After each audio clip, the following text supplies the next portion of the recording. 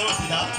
আমি যাওয়ার সময় তোমাকে মাত্র 3 দণ্ডের সময় দিয়ে গেলাম। ঠিক আছে এই 3 দণ্ডের মতন যাওয়ার সময়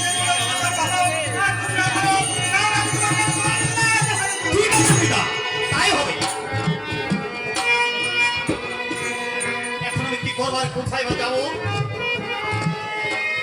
আমার বাবা, আমার পিতা সেকেন্দার বাচ্চা, সে তো চিঠিত সুচ ফেলে দিয়েছেন ওই সাগরের মাঝখানে। আমি কি পারবো? আমি কি পারবো এই চিঠিত সুচ তুলে আনতে? ঠিক আছে, আমি যে বিপদে পড়েছি, একবার দেখে দেখে আমার গঙ্গাবাসীকে, আমার গঙ্গাবাসী আমার বিপদ থেকে উদ্ধার করতে